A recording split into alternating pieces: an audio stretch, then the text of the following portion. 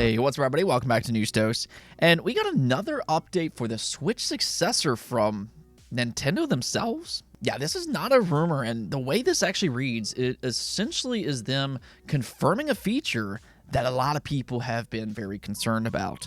So this is something that I'd like to dive into today, and then also do stay tuned for some PlayStation news, plus a little bit more. As always, I do have timestamps below, but let's just go and jump right into this, starting off with Nintendo. By this point, it's pretty clear that the floodgates have truly opened up for the Switch successor. Nintendo themselves confirmed this week that they will reveal it sometime before the end of their fiscal year, which, that's great to hear on its own. But what this also means is that they're no longer being super secretive or super protective over its details. For such a long time, they've kind of hidden its existence. I mean, we knew it existed, but they didn't really want to tell us about that because they want fans to primarily focus on the current Switch, which is still selling incredibly well to this day. It really can't be said enough, but what they've done with the Switch this generation is nothing short of impressive. Even more so considering that this is coming off of the Wii U, which was one of the biggest failures of all time. All in all, though, Nintendo is being a little bit more open about its successor now, and that really showed during their Q&A this week. They did reveal some loose information, including a feature that I know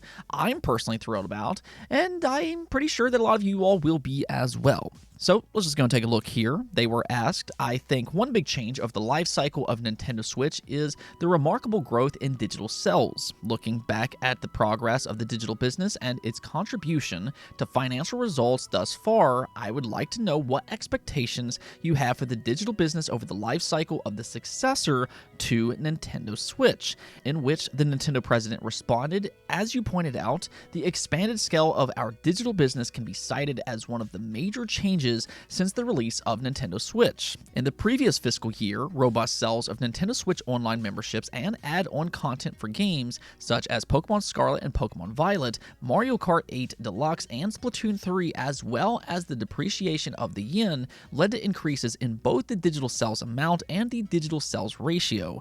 Our objective is not to simply increase the share of digital sales, but to maximize overall game software sales, including sales of physical software. This policy will remain unchanged going forward. In this context, we need to enhance our user-friendliness for both consumers who play packaged software and those who play download versions. Going forward, we intend to keep working on improvements to devise better solutions. Compared to 2017, when the Nintendo Switch was launched, digitalization has progressed in many aspects of our lives. At this moment, if digital content continues to become more useful and convenient over time, we believe that more of our consumers will choose digital products with the successor to Nintendo Switch, just as they did with Nintendo Switch.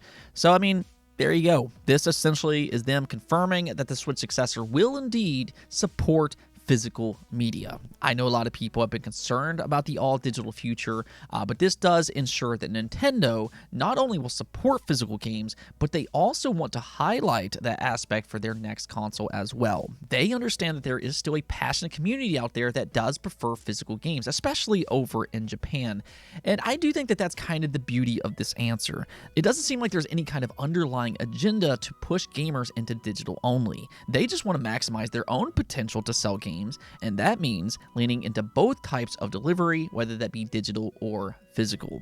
Now, with that said, I don't really think that this answers that question in totality, and what I mean by that is that there is still a chance that Nintendo could offer two different SKUs similar to what PlayStation and Xbox does. Could they still have a digital-only option at a cheaper price? That seems to have been very successful for both Xbox and PlayStation, and we do currently need to know if Nintendo will follow suit with that. So we could still maybe have a surprise later down the road depending on that situation, but either way, it is good to see physical games essentially be confirmed here. Now we really just kind of need that more official confirmation for backwards compatibility as well. But as I keep telling you all, I'm fairly confident that the Switch 2 will have that feature. The reason I'm so confident in that belief is because Nintendo historically has done a great job with back compat for successor consoles, whether that be something like the Game Boy to the Game Boy Advance, the Nintendo DS to the 3DS, or something like the Wii to the Wii U. So, in my opinion, try not to fret too much just because I think this will happen. Now, we also got a major leak for PlayStation, and I I mean, I was kind of expecting this anyways. I've talked about this on the channel before, and we are closing in on the 2-year mark. But at the same time, I do also understand that there's still a lot of naysayers for this strategy. Now, what I'm talking about here is PlayStation's 2-year staggered PC strategy. Time and time again, it does seem like PlayStation ports their PlayStation 5 games to PC right around their 2-year anniversary, and as hard as this might be to believe, God of War Ragnarok is coming up on its 2-year anniversary later this year in November. Doesn't really feel like it's been that long, just more evidence that time is a vapor, but nonetheless, the prominent leaker Bilbo Kuhn claimed that God of War Ragnarok will be announced for PC imminently. You can actually see here where he said upcoming release. God of War Ragnarok is one of the next PlayStation exclusive titles to be ported on PC.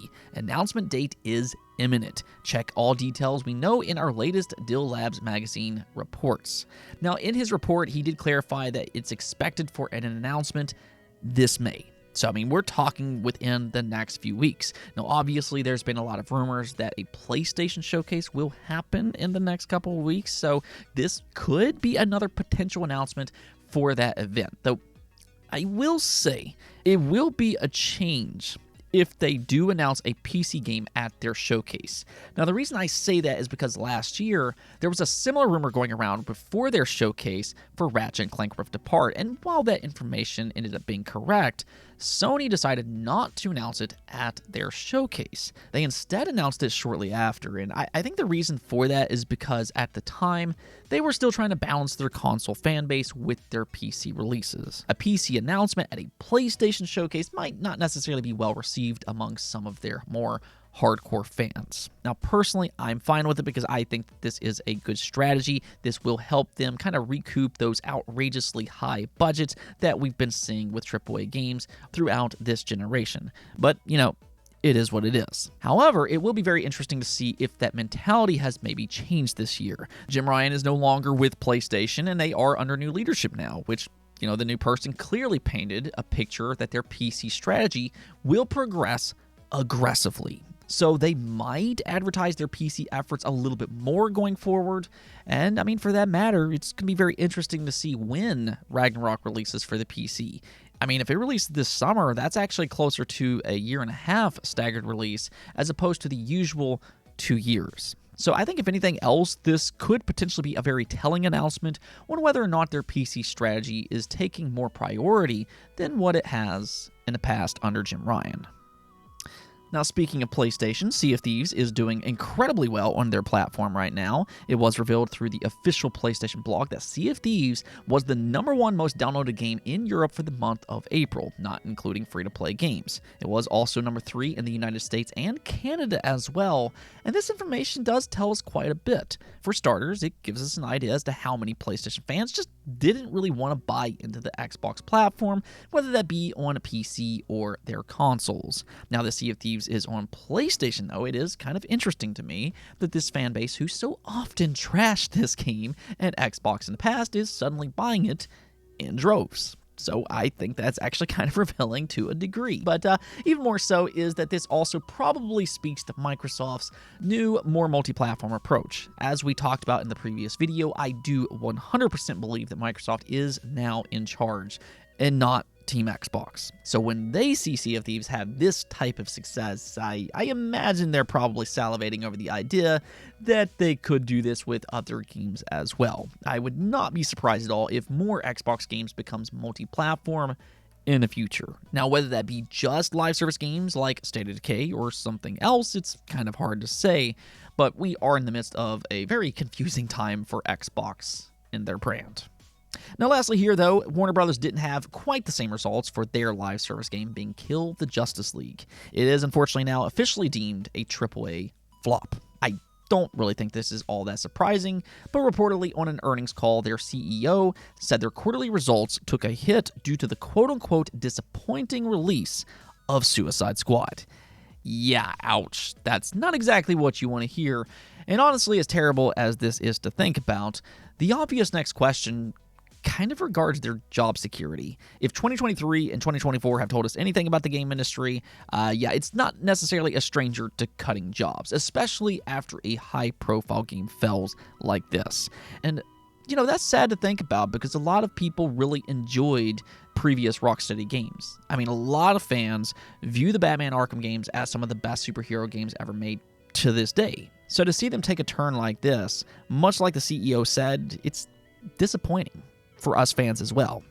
At the same time, though, I do think that it's also evidence of some of the things that we're seeing go wrong with the game industry. I could easily point to the writing of Suicide Squad as one culprit, but then also live service games in general. As I've mentioned time and time again, it is one of the riskiest business decisions for any game to make right now. Anyways, that's going to be it for this episode, but as always, do make sure to hit that subscribe button and give your thoughts about what we talked about today.